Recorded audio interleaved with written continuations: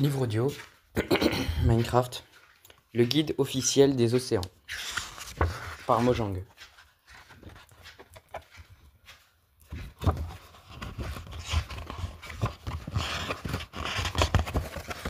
Introduction.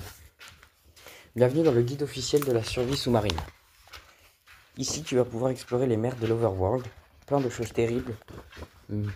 terribles mais magnifiques. Si tu veux devenir un expert des océans, trouve les trésors qui se cachent au creux des vagues, identifie ces mobs à la fois étranges et fascinants, et construire de superbes bâtiments sous-marins, tu es au bon endroit. Tu sais probablement déjà que descendre dans ces abysses peut être dangereux. Tu vas devoir maîtriser des enchantements, des potions et des objets qui te permettront de respirer sous l'eau et de voir dans le noir. As-tu déjà entendu parler des monstres qui se terrent dans les ruines sous-marines? Nous te dirons tout ce que tu dois savoir pour les affronter et pour revenir compter tes exploits. Nous donnerons aussi quelques bonnes idées de construction pour les bases sous-marines. Après tout, tu auras bien besoin d'un endroit où te reposer si tu veux profiter au maximum de ton périple dans les profondeurs océaniques. Suis-moi, c'est l'heure de plonger. Alex Wiltshire, équipe Mojang. Cette info exclusive vient directement des développeurs de Mojang. Biome océanique. Si tu explores les océans, tu te rendras vite compte que toutes les zones ne sont pas les mêmes. En effet, il existe plusieurs biomes océans et chacun d'entre eux a ses propres spécificités. Avant de plonger, voyons ensemble ces différences entre chacun de ces biomes et comment les reconnaître. Océan gelé. Tu as mis les pieds dans un océan gelé. Tu le sauras assez vite, en effet. L'eau est violette et foncée et la surface est recouverte d'eau. Tu peux aussi y trouver des icebergs faits de glace bleue et de glace compactée et de neige. Toutes les ruines sous-marines s'y trouvent et sont en pierre. Fais attention où tu mets les pieds, il y a de nombreux trous dans la banquise. Sois très prudent car les monstres apparaissent sur la glace pendant la nuit, comme sur la terre ferme. Des ours polaires se promènent sur la banquise. Les saumons adorent les océans gelés. Océan froid. L'eau de l'océan froid est bleue, foncée et le plancher océanique est principalement composé de gravier. Toutes les ruines sont en pierre et tu peux y trouver des herbes aquatiques et des algues. Les saumons aiment bien les eaux froides. Les bancs de morues comptent jusqu'à 9 individus. Mojang Info, nous avons fait en sorte que les ruines des océans chauds et celles des océans froids soient différentes afin de rendre l'exploration plus intéressante. Les zones de terre, d'argile et de sable sont présentes, en plus du gravier.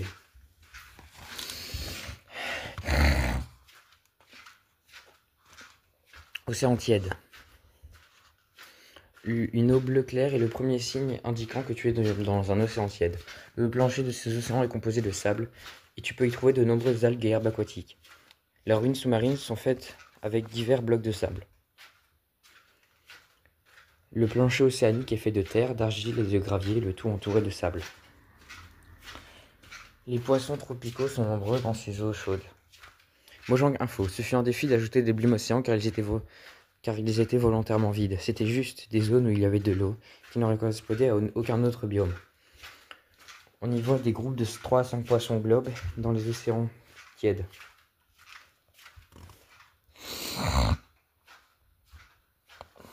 Océan chaud.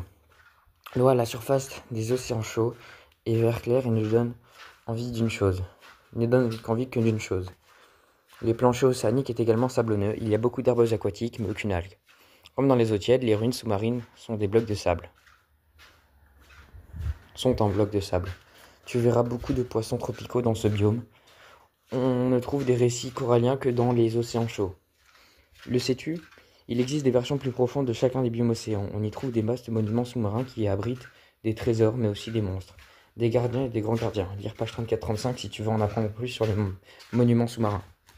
Dans ces océans chauds, les poissons globes sont plus rares que les tropicaux. Avant de plonger.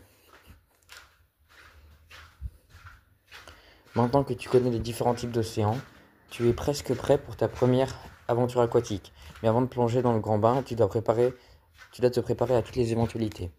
Plusieurs objets spéciaux seront indispensables à ta survie, notamment des potions et de l'équipement enchanté. Nourriture. Pour ton escapade sous-marine, tu auras besoin d'emporter de la nourriture de bonne qualité, afin de remplir tes barres de vie et de faim. La viande redonne plus de points de faim que les fruits et les légumes, et la viande cuite en rend plus que la viande crue. Les steaks sont très bien car ils rendent 8 points de faim. Chaque côte de porc rend aussi 8 points de faim. Les Gâteaux sont aussi très nourrissants car ils se coupent en 7 parts qui rendent chacun 2 points de faim. Bois. Le bois est un ingrédient essentiel. Tu peux fabriquer des objets que tu devras toujours avoir dans ton inventaire. Il te permettra de replacer des outils et des armes si nécessaire. En cas d'urgence, tu peux miner le bois des épaves que tu trouveras sur ton chemin. Elles sont presque entièrement faites de blocs de bois et de planches. Potion de respiration aquatique. En buvant cette potion, tu pourras respirer sous l'eau pendant 3 minutes au lieu des 15 secondes habituelles. Mélange juste un poisson globe avec une potion étrange. Pour une version améliorée qui dure 1 minute, mélange une potion de respiration aquatique avec de la redstone. Potion de vision nocturne. Il fait très sombre dans les profondeurs des océans. Tu auras besoin d'une potion de vision nocturne pour y voir plus clair. Mélange une potion étrange avec une carotte dorée pour en fabriquer. Chaque bouteille dure 3 minutes. Tu peux l'améliorer et faire durer 8 minutes en la mélangeant avec la redstone. Potion de régénération. Cette potion te donnera 2 points de vie toutes les 2,4 secondes. Chaque potion dure 45 secondes. Mélange une potion étrange avec une lame de gaz pour la fabriquer. Là, dans la version améliorée qui dure 1,5 minutes, je mélange une potion de régénération avec de la redstone. Casque de respiration. Utilise une table d'enchantement pour faire respirer ton casque. Chaque niveau augmente de 15 secondes le temps de respiration. Botte d'agilité aquatique. C'est un bon enchantement car les mouvements sont normalement ralentis lorsque tu es sous l'eau. Chaque niveau d'enchantement réduit d'un tiers le ralentissement dû à l'eau. Au niveau 3, au niveau maximum, tu pourras donc nager aussi vite que lorsque tu marches sur la terre ferme. Carapace. As-tu repéré les tortues quand tu étais sur la terre ferme? Lorsqu'elles ne nagent pas dans l'océan, les créatures se promènent en groupe sur les plages. En devenant adultes, elles perdent leurs écailles. Collecte-en 5 pour te fabriquer une carapace. Elle te servira de casque qui permet de respirer sous l'eau pendant 10 secondes supplémentaires. Carapace de tortue, il faut 5 carapaces de tortue. Bottes de marche givrée. Si tu veux vraiment explorer les grands océans, il vaut mieux avoir une paire de bottes de marche givrée dans ton inventaire. Elles te permettent de parcourir rapidement une grande distance en courant sur l'eau. En effet, ces bottes créent des blocs de glace sous tes pieds à chacun de tes pas. Cependant, si tu t'arrêtes de bouger, la glace fondra progressivement sous tes pieds. Épée à butin. Enchante ton épée avec butin pour que les monstres sous-marins laissent tomber plus d'objets en disparaissant. Tu auras ainsi plus de chances d'obtenir des objets rares et des équipements. Une épée en fer peut suffire, mais si tu as assez de ressources, une épée en diamant est bien meilleure. Pioche efficace. L'enchantement efficacité permet de miner des blocs sur l'eau. C'est très utile quand tu mines sous l'eau. Il est applicable aux pelles, aux haches et aux pioches. Utilise l'outil correspondant à chaque bloc où l'enchantement ne marchera pas. Par exemple, utilise une pioche pour la pierre et une pelle pour le gravier. Chapitre 1. Structure et décor. Il y a au fond des océans des endroits qui ne demandent qu'à être explorés. Les monstres y sont sans doute tapis, mais on peut aussi y trouver des objets de grande valeur. Dans ce chapitre, nous explorerons les lieux à la recherche de trésors. Pêche. Les océans renferment de nombreux trésors et certains d'entre eux peuvent être récupérés depuis le confort relatif d'un bateau. Voyons comment fonctionne la pêche et ce que tu pourras attraper dans un bon jour. Fabrique une canne à pêche à l'aide de bâtons et de fils. Étape 1. Canne à pêche, 3 bâtons, 2 fils. 2. Fabrique un bateau à l'aide de planches et d'une pelle. Il faut 5 blocs de planches. Maintenant, il faut plus de pelle. 3. En mer, sélectionne la canne à pêche pour la prendre en main puis appuie sur utiliser un objet pour lancer la ligne dans l'eau. 4. Ne perds pas le flotteur des yeux et guette les bulles qui se forment à la surface de l'eau. Quand tu vois le flotteur s'enfoncer, appuie à nouveau sur utiliser l'objet pour ramener la ligne. Si tu es assez rapide, tu rattraperas l'objet et il viendra se placer dans ta barre d'inventaire rapide. Prise potentielle. On ne trouve pas que des poissons dans l'eau. Tu peux ici y passer des objets inutiles, voire des trésors. Voici une liste complète de tout ce que tu peux attraper avec ta canne à pêche. Morue crue, saumon tropical, poisson globe, arc, livre enchanté, canne à pêche, étiquette, coquille de nautille, sel, nénuphar, bambou, bol, cuir, botte de cuir, charpie tréfiée, bâton, fil, bouteille d'eau, os, sac d'encre, crochet. Pour augmenter tes chances de pêcher des trésors et réduire celles de pêcher des objets inutiles, enchante ta canne à pêche avec chance de la mer. Plancher océanique. De nombreux blocs et plantes composent le plancher océanique. Son agencement est similaire à celui de la terre ferme. Des blocs et des plantes apparaissent dans les zones distinctes. Explore-en les moindres recoins. Sable et gravier. Numéro 1. Ces deux blocs couvrent une grande partie du plancher océanique. Le gravier couvre le sol des zones froides des océans, et le sable couvre les sols des océans chauds, des zones chaudes. 2. Grottes. Le plancher océanique ressemble à la terre en surface. Il y est vallonné et on y trouve des grottes explorées. Attention, certaines entrées mènent à des grottes non inondées où se cachent des créatures dangereuses comme les zombies ou les creepers. 3. L'herbe aquatique. L'herbe aquatique pousse dans tous les océans, sauf dans les gelées. Tu dois le couper avec des cisailles pour la ramasser. Tu peux l'utiliser pour que les tortues fassent des bébés. 4. Algues. Les algues poussent partout, sauf dans les océans chauds. Tu peux en cueillir à la main ou avec un outil, puis les mettre au four et les faire sécher et les manger. Donne un point de faim. Combine 9 algues séchées pour faire un bloc d'algues décoratif.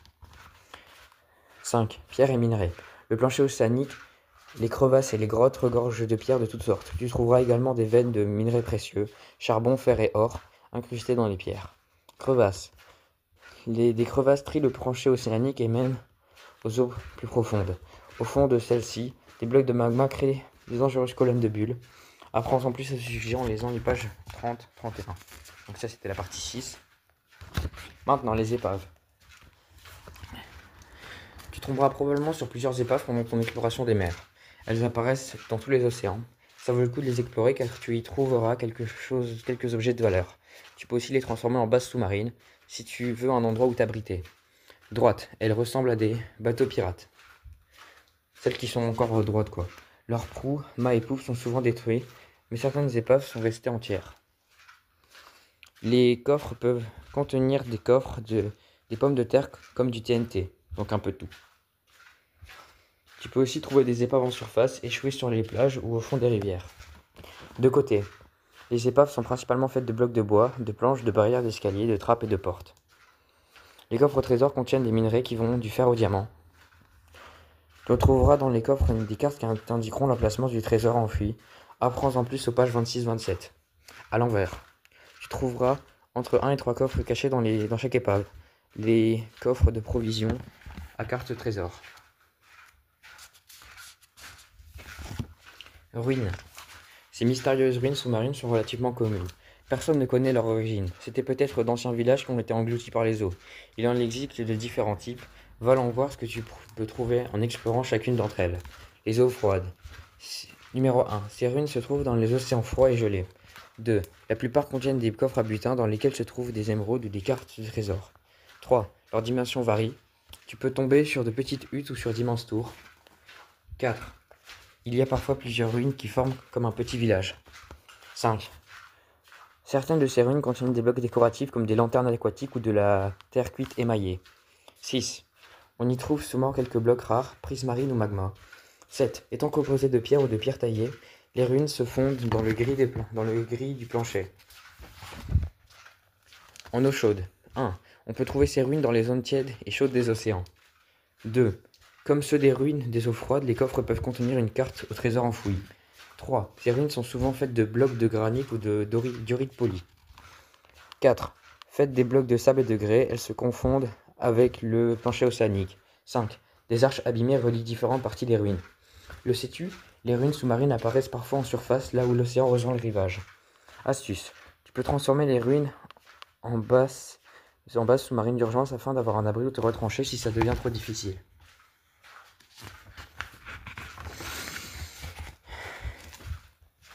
Trésor enfoui. Lorsque tu auras trouvé une carte trésor enfouie dans une épave ou une ruine, tu pourras partir chercher le trésor. Suis ces étapes et tu deviendras rapidement l'heureux possesseur d'un trésor de grande valeur. Sélectionne la carte trésor dans ta barre d'inventaire rapide et appuie sur utiliser un objet.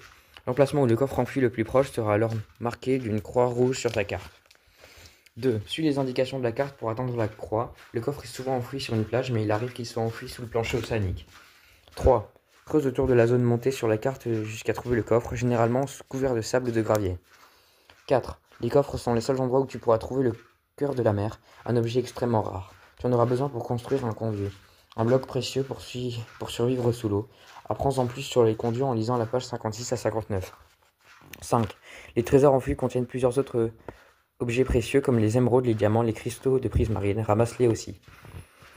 Quand tu trouves une carte de trésor et que tu te diriges vers le trésor, le coffre s'arrange pour être couvert de blocs et même celui sous lequel il est enterré. Comme il est souvent du sable, il arrive que les coffres sont tombés au fond d'une crevasse, soient juste couverts d'un petit tas de sable. Iceberg. On trouve des icebergs que dans les océans gelés. Cela semble logique, car ils sont constitués de différents blocs de glace et sont généralement couverts de neige. Voici quelques-unes de leurs particularités. 1. Les icebergs sont faits d'un mélange de glace compactée et de glace et de glace bleue.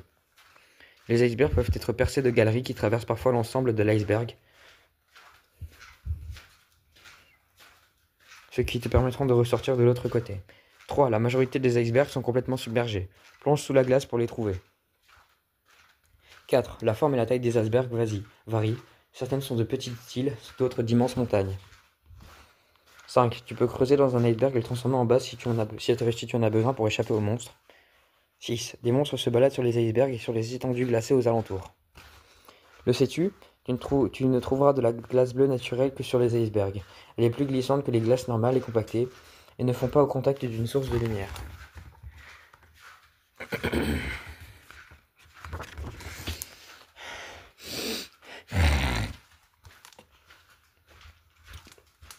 Colonne de bulles. Si tu vois un courant de bulles qui sort d'une crevasse, sois très prudent. Elles ont l'air de rien, mais elles sont mortelles car elles poussent et tirent les joueurs dans toutes les directions. Voici ce qu'il y a à savoir sur les colonnes de bulles. 1. Quand de la lave se forme sous l'eau, une partie se transforme en magma, le reste en obsidienne. 2. Le fond des crevasses sous-marines est souvent tapissé de blocs de magma et d'obsidienne. 3. Les blocs de magma créent des bulles quand ils sont sous l'eau. Les bulles vont vers le bas et créent un tourbillon qui aspire tout. Si tu passes dans un tourbillon en bateau, il commence à trembler puis coulera. 6. Si tu fais bien attention, tu peux utiliser des colonnes de bulles pour reprendre ta respiration. 4. Les tourbillons peuvent aspirer les joueurs et les entraîner au fond de la crevasse et peuvent se faire blesser par le magma et se noyer. Le sais-tu? Les colonnes de bulles qui vont vers le haut peuvent être créées en plaçant du sable et des âmes dans l'eau. Ce type de colonne poussera les joueurs vers la surface. Récif corallien. Lors d'une exploration des océans chauds, tu tomberas probablement sur un récif corallien plein de couleurs. Cette vaste structure est pleine de vie, et c'est le seul endroit où tu pourras trouver des coraux. Explorons un peu plus ce récif corallien. 1. Type de corail. Le récif est constitué de coraux colorés, dont il existe 5 types. Le corail tubulaire, bleu, le corail cerveau, rose, le corail bulle, violet, le corail de feu, rouge, et le corail corné, jaune. Le corail fait de belles décorations pour les bâtiments, mais il doit toucher au moins un bloc d'eau pour ne pas mourir. 2. Fleurs de corail. Sur ces blocs de corail, tu trouveras des fleurs de corail. Il existe 5 variantes, les mêmes que pour les blocs de corail.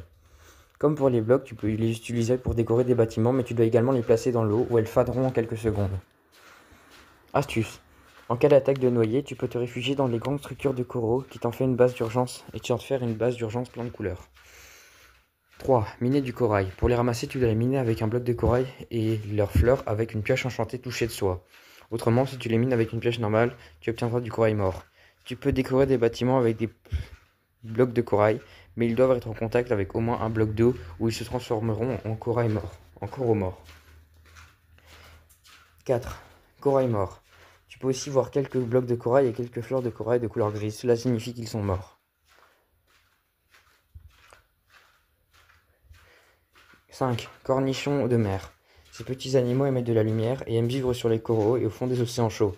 On peut les ramasser à la main ou avec des outils et les placer sur des blocs solides, mais ils n'émettent que de la lumière que s'ils sont immergés sous l'eau. Monuments.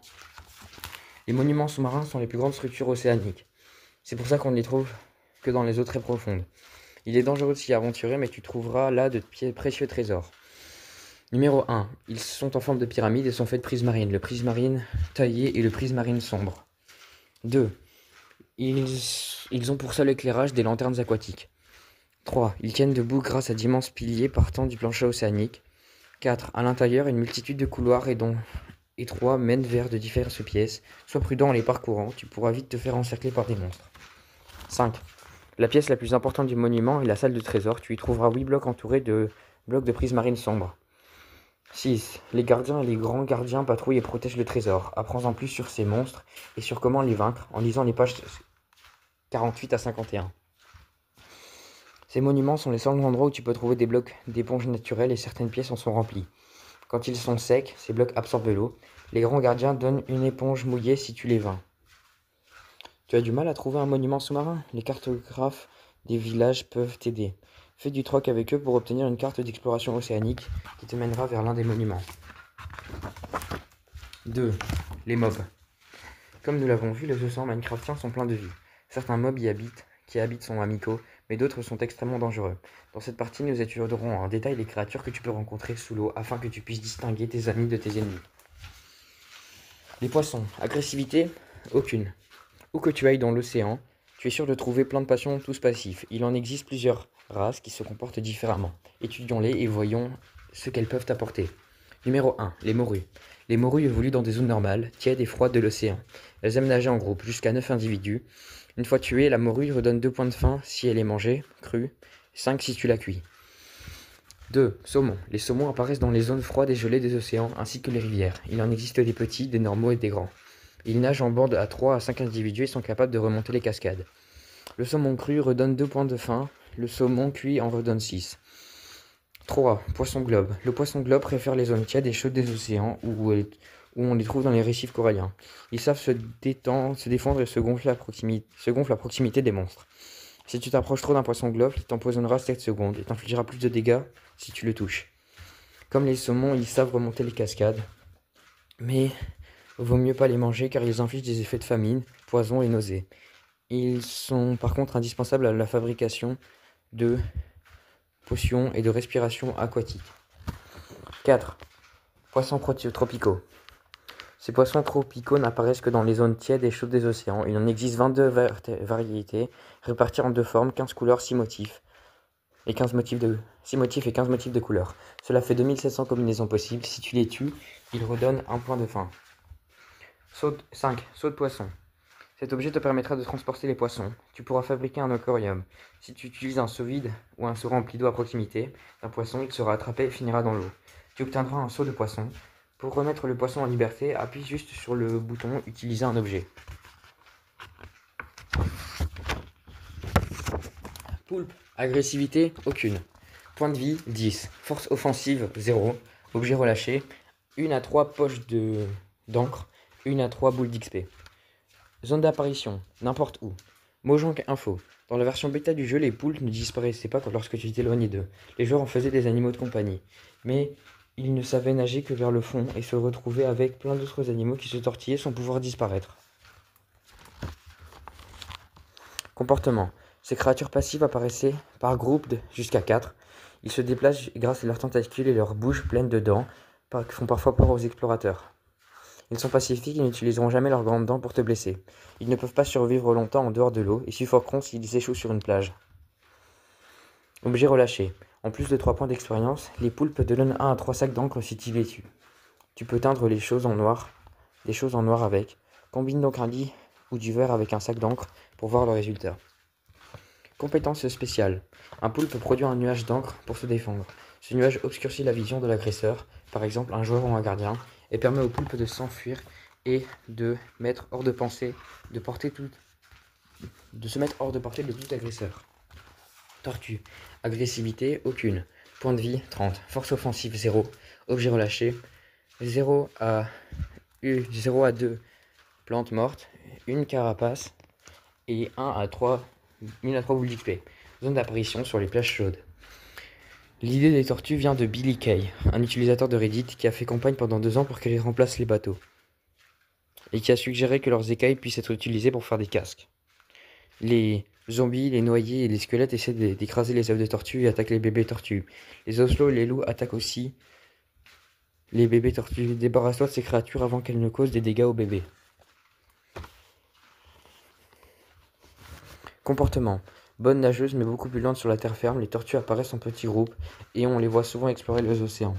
Pacifique, elles tenteront de fuir si un joueur ou un monstre les attaque. Objet relâché. Les tortues relâchent jusqu'à 2 herbes aquatiques quand elles sont vaincues. Mais c'est un spectacle trop triste. Les bébés relâchent une écaille qui sert à fabriquer les carapaces. Voir page 12 en devenant adulte. Compétences spéciales. Nourris 2 tortues avec de l'herbe aquatique et elles se reproduiront. L'une d'elles retournera à la plage où elle est née pour pondre 1 à 4 œufs sur le bloc de sable. L'éclosion des œufs prend du temps. Tu devras donc garder un œil dessus pendant quelques jours. L'éclosion se passe en 2 étapes. L'œuf se fissure progressivement avant de finalement révéler un bébé tortue. Dauphin. Agressivité. Neutre. Si tu l'attaques, il t'attaque. Si tu l'attaques pas, il t'attaque pas. Point de vie, 10. Force offensive, 2 à 4. Objet relâché, 0 à 1 poisson. Zone d'apparition, partout sauf dans les zones gelées. Mojang Info. Il y a beaucoup de choses dangereuses et terrifiantes dans les océans, et le dauphin permet de pacifier un peu tout cela. Ils furent assez compliqués à développer et n'arrêtent pas de détruire accidentellement les bateaux en sautant hors de l'eau. Comportement. Intelligents et amicaux, les dauphins nagent en groupe et bondissent souvent hors de l'eau. Ils évitent les gardiens et les grands gardiens. Ils respirent régulièrement à la surface mais ne peuvent pas survivre très longtemps hors de l'eau. S'ils se trouvent sur la terre ferme, ils essaieront de retourner dans l'eau au plus vite. Objet relâché. Quand un dauphin meurt, il donne une morue crue. Le mieux est quand même d'éviter à tout prix que les dauphins meurent et de veiller à ce qu'ils soient toujours heureux et en sécurité. Compétences spéciales. Les dauphins ont l'habitude de suivre les joueurs qui sont dans des bateaux. Ils peuvent aussi donner plus de vitesse aux joueurs qui nagent avec eux.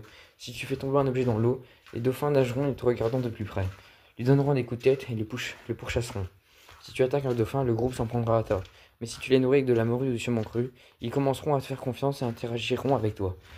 Une fois nourris, ils t'amèneront au coffre butin le plus proche, dans une ruine ou une épave pour te remercier.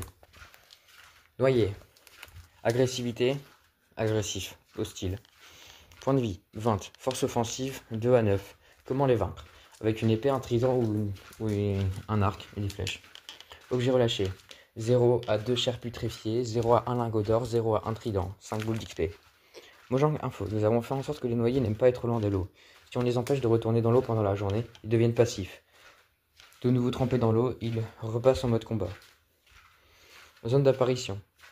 Partout sauf dans les zones chaudes et également dans les rivières ou les marais. Comportement. Les noyés apparaissent dans l'eau à 7 blocs de profondeur minimum, mais aussi dans les rivières et les marais. Ils attaquent avec leurs mains. La nuit, ils sortent de l'eau pour écraser les œufs de tortues et attaquer les bébés tortues et les joueurs. Ils pourchassent également les villageois et les golems de fer. Compétences spéciales. Les noyés apparaissent parfois avec un trident qu'ils lancent sur leurs ennemis. Ils peuvent aussi être équipés d'une canne à pêche ou d'une coquille nautique. Ces coquilles peuvent servir à fabriquer un conduit. Voir page 56 à 59. Objets relâchés. Les noyés peuvent relâcher leur trident s'ils en ont un. Plus d'informations sur cette arme, page 54-55, ou une pépite d'or. Comment les vaincre? Frappe le noyé avec une épée en diamant. Tu peux aussi utiliser leurs propres armes et les attaques au trident, ou utiliser un arc. Le sais-tu? Les noyés et les zombies ont été plongés dans l'eau pendant plus de 30 secondes. Tu sais que la transformation est en cours si le zombie commence à trembler. Gardien. Agressivité. Hostile. Point de vie, 30. Force offensive, 4 à 9. Comment les vaincre? Épée ou canne à pêche. Objet relâché. 0 à 2 éclats de prismarite, 0 à 2 perles de prismarine, 0 à 1 saumon, 0 à 1 morue, 0 à 1 poisson clown, 0 à 1 poisson globe. Zone d'apparition. À l'intérieur et autour des monuments dans les zones profondes des océans. Mojang Info. Jeb s'est inspiré des monstres préférés des spectateurs, comme le spectateur Beholder de Donjons et Dragons, le terrifiant Cacodémon de Doom. Il adore les yeux géants qui flottent dans les airs. Comportement. Les gardiens nagent autour des humains et leur travail est de protéger le trésor que ces derniers renferment. Ils tirent sur les joueurs et les poulpes avec un laser, ce qui inflige entre 4 et 9 points de dégâts, selon le niveau de difficulté choisi. Ce laser peut atteindre une cible distante de 15 blocs. Les gardiens peuvent aussi attaquer avec leurs épines, qui peuvent expliquer jusqu'à 2 points de dégâts. Objet relâché. Les gardiens relâchent des éclats et des cristaux de prismarine transformables en blocs de prismarine et en lanternes. Ils relâchent parfois aussi des poissons crus, mais c'est rare. Comment les vaincre? Frappe le gardien de manière répétée avec une épée en diamant, ou reste sur la terre ferme et attire-le hors de l'eau avec une canne à pêche. Puis frappe-le avec une épée en diamant, entre guillemets. Compétences spéciales. Les gardiens peuvent survivre hors de l'eau, mais cela aura le don de les énerver. Ils grogneront rageusement et sauteront pour essayer de retourner dans l'eau. Grand gardien. Agressivité, hostile. Point de vie, 80. Force offensive, 2 à 12 cœurs. Comment les vaincre? Épée et ou canne à pêche. Objet relâché. 0 à 2 éclats de prismarine, 0 à 2 perles de prismarine, 0 à 1 morue, 0 à 1 saumon, 0 à 1 poisson tropical, 0 à 1 poisson globe, une éponge.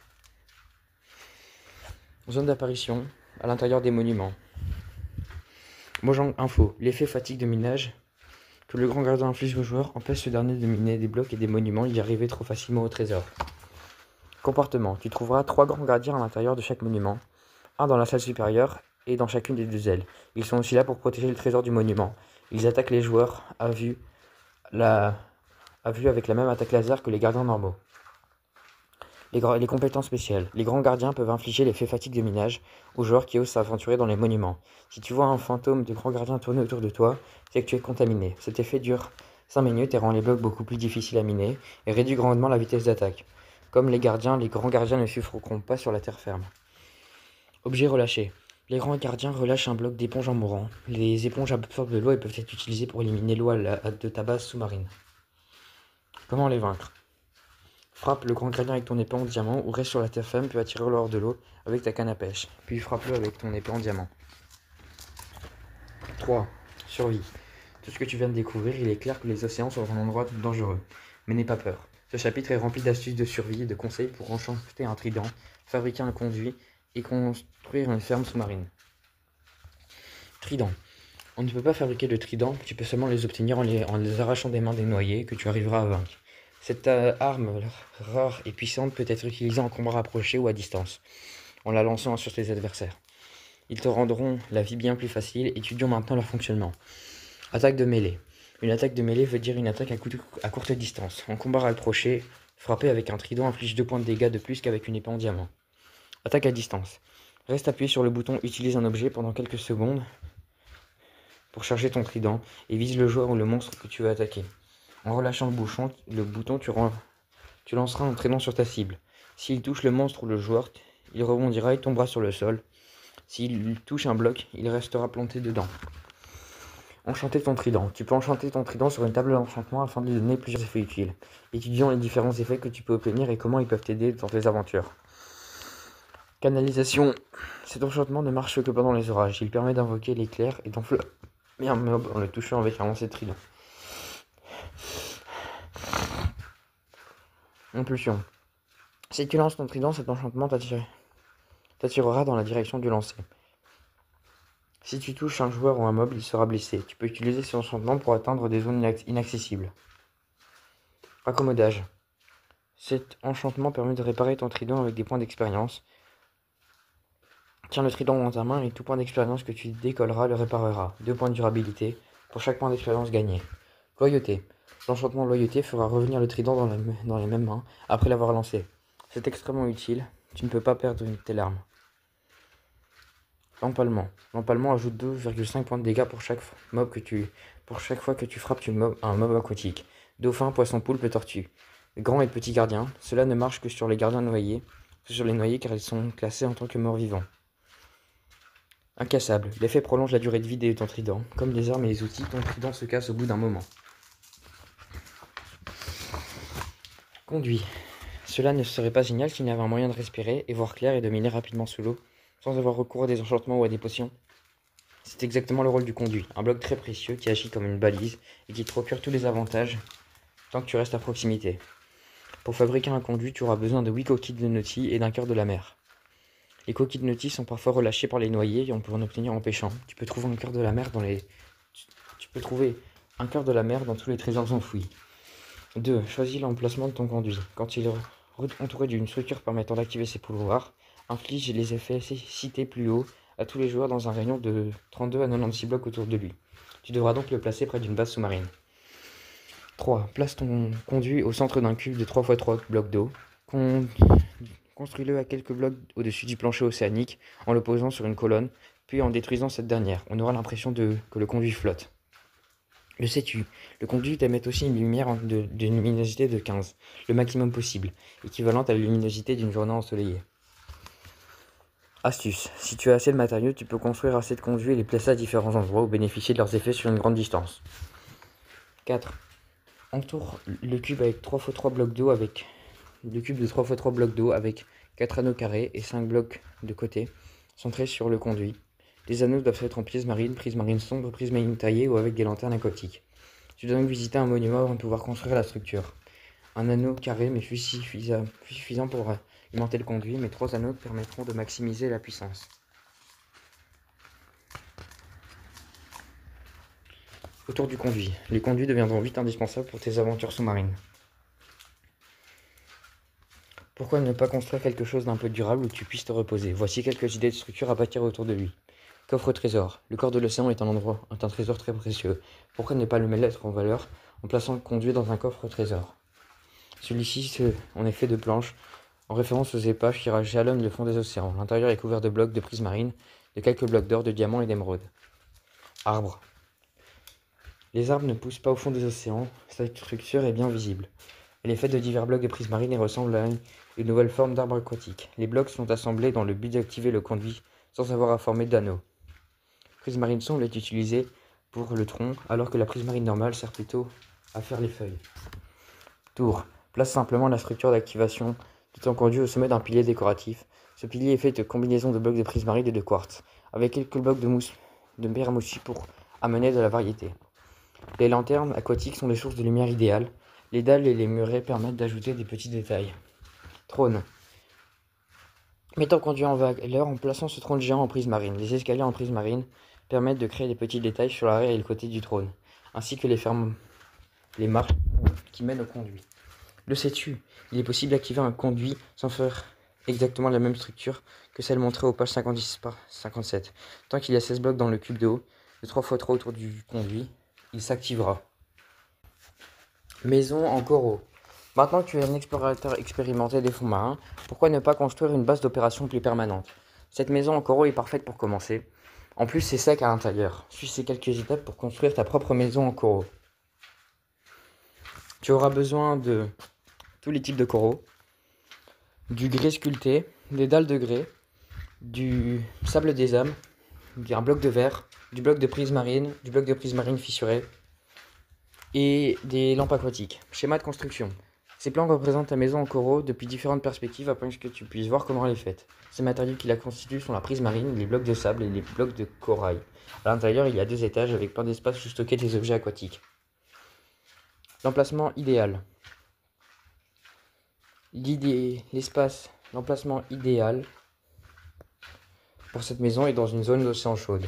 Le jardin de corail a été créé autour de la maison, mais elle sera aussi une idée parfaite au milieu d'un récif de corail naturel.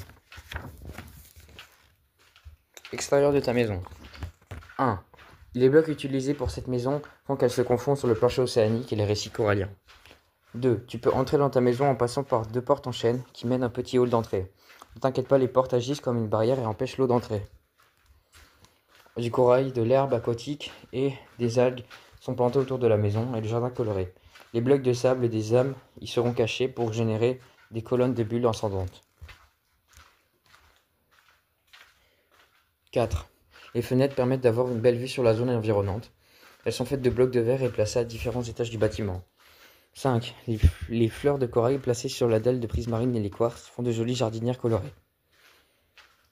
6. Les lanternes aquatiques sont parfaites pour l'éclairage de cette maison. Elles ont été placées en bordure du toit afin d'éclairer l'extérieur. Intérieur de la maison. Le rez-de-chaussée de cette maison est très grand et divisé en plusieurs zones. Il y a aussi une tour accessible via une échelle. 2. Les lanternes aquatiques sont parfaites pour l'éclairage intérieur. Certaines sont placées au plafond, d'autres sur les murs ou au sol. Utilise des blocs éponges pour absorber l'eau bloquée dans la maison. Pour pouvoir y respirer, place-en un peu partout, jusqu'à ne plus avoir qu'une seule goutte d'eau dans la maison. 4. Aménage un endroit dédié à la fabrication dans un endroit facilement accessible. Tu peux y mettre une table de fabrication, un four et un coffre pour y ranger tout ce que tu ramasseras pendant tes aventures sous-marines. 5. Le sol est recouvert de blocs d'éponge. C'est dans le thème si ça t'empêche les inondations. Si de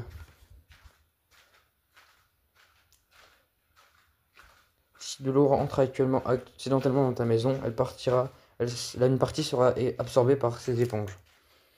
6. Veille à avoir le nécessaire pour enchanter ton trident ou pour fabriquer une potion de respiration aquatique ou de vision nocturne. Place une table d'enchantement, des bibliothèques, un alambic et un chaudron et un coffre contenant du lapis-lazuli, de la poudre de blaze et d'autres ingrédients utiles. Ferme. La plupart des plantes et des sources de nourriture ne peuvent se trouver que sur la terre ferme. Cela vaut donc le coup de construire une ferme sous-marine. De cette manière, si tu n'as plus de bois ou une envie soudaine de cookies, tu pourras y remédier sans avoir à retourner en surface. Tu auras besoin de verre, blocs de fer, lumière aquatique, lampe aquatique, bloc de pierre fissurée mou dessus, chaîne sombre, coffre, trappe en chaîne sombre, de la terre, du mycélium, du sable, une porte en fer et une plaque de détection en pierre. Schéma de construction. Les plans représentent la ferme sous-marine vue depuis plusieurs perspectives afin que tu puisses voir comment elle est faite. Elle est enfermée dans une grande structure de verre qui ressemble un peu à une verrière qui est divisée en différentes parties pour chacune des plantations. L'emplacement idéal. L'espace occupé par cette ferme est assez conséquent et tu n'auras donc besoin qu'une zone dégagée à proximité de ta maison ou de ta base. Tu peux même coller ta ferme à ta maison pour pouvoir y accéder à tout moment. Structure de la ferme. Enferme la ferme dans une structure en verre pour pouvoir la surveiller de l'extérieur. Cela ressemble à plusieurs verrières sphériques qui sont reliées dans un long couloir central. 2. Connecte ta ferme à ta base sous-marine permet d'y accéder en sécurité. Tu peux par exemple construire un tunnel entre les deux bâtiments ou construire la ferme directement à côté de ta base. 3. Construis des chemins entre les différentes parties afin d'avoir accès à toutes les zones de ta ferme sans avoir enjamber les plantations. 4. La ferme est découpée en zones de 9 x 9 blocs, chacune contenant une plantation différente. Tu trouveras page suivante des conseils pour faire pousser au mieux chaque plantation. 5. La plupart des plantations ont besoin de lumière. Éclaire donc chaque zone avec des lanternes aquatiques ou des torches. Les champignons sont une exception. Voir page suivante.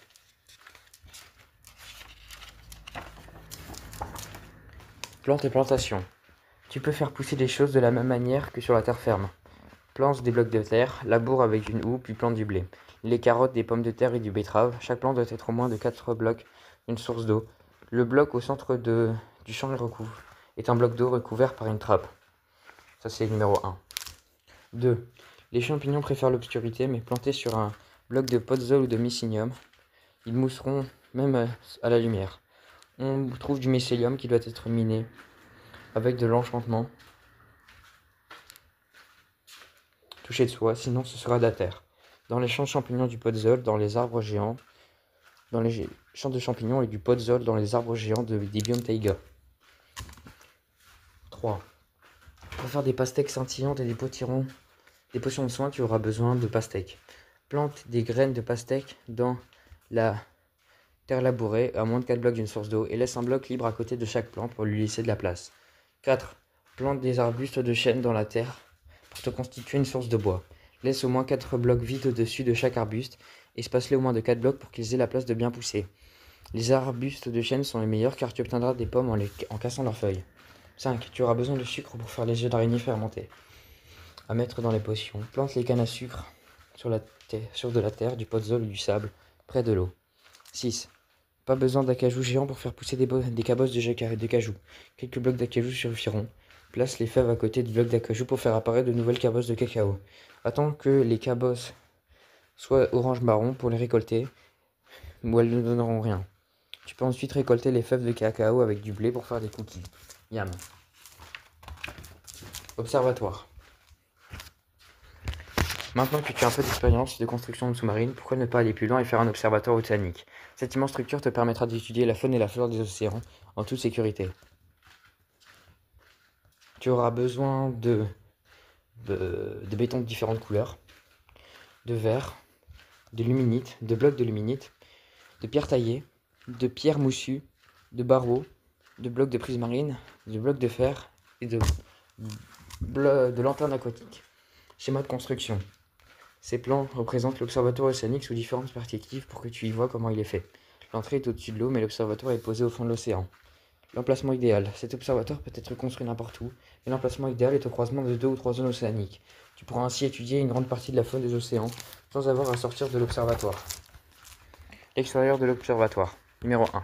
L'entrée de l'observatoire est au-dessus du niveau de la mer, sur une île accessible en bateau. L'entrée se fait aussi de phare, avec une immense lampe en pierre lumineuse au sommet pour qu'il soit bien visible la nuit. 2. L'observatoire est principalement composé de verre, cela permet aux gens de voir l'océan tout autour d'eux. Le reste de la structure est fait en blocs de béton orange, clair et bleu. Elle est du coup bien visible. 3. Un dôme de béton est placé au centre. Il y a 2 étages et celui du bas est recouvert. pour que tu puisses aller nager dans l'océan. 4. Des tunnels en verre relient le dôme central à des stations d'observation qui permettront d'observer certaines zones. Place-en une par exemple au-dessus d'une crevasse qui génère des colonnes de bulles et une autre à côté des ruines sous-marines. Intérieur de l'observatoire. Une zone dédiée à la fabrication a été aménagée en haut du dôme central. Les habitants peuvent y faire des potions pour enchanter les objets dont ils auront besoin lors de leurs expéditions.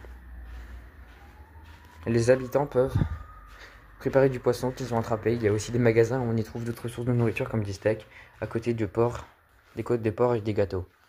3. La partie intérieure du dôme central n'a pas de sol. D'en haut, cela ressemble à une piscine. Mais si tu nages vers le bas, tu te retrouves dans l'océan. Les échelles sont positionnées sous les quelques blocs pour les avis de nageurs et entrer et sortir de l'observatoire. Les noyés peuvent monter aux échelles, donc garde un œil afin d'éviter les visiteurs indésirables. 6. Les tridents et les épées sont stockés dans cette zone. Tous ceux qui prévoient de partir des expéditions sous-marines peuvent se servir dans ces coffres. Conclusion. Eh bien, tu es maintenant prêt à plonger. Tu as sans doute hâte de mettre en pratique tout ce que tu as appris. Amuse-toi bien, nous espérons que tu trouveras tous ces fabuleux trésors que les océans referment. Merci de jouer à notre jeu. Alex Wiltshire, équipe Mojang. Minecraft, Mojang. Les océans de Minecraft regorgent de créatures colorées et de trésors rares, mais ils habitent aussi de nouveaux dangers. Le guide Minecraft officiel Océan t'apprendra à respirer sous l'eau, à découvrir des trésors engloutis et à combattre gardiens et mobs en profondeur. Rempli d'astuces et de conseils d'experts de Mojang, voici le guide le plus complet des océans sur Minecraft. Fin du livre. C'était plus court que les autres, mais tant mieux. Voilà, bon courage, bonne journée, au revoir. C'est bientôt ma fin de série de livres, maintenant il n'en reste plus que un.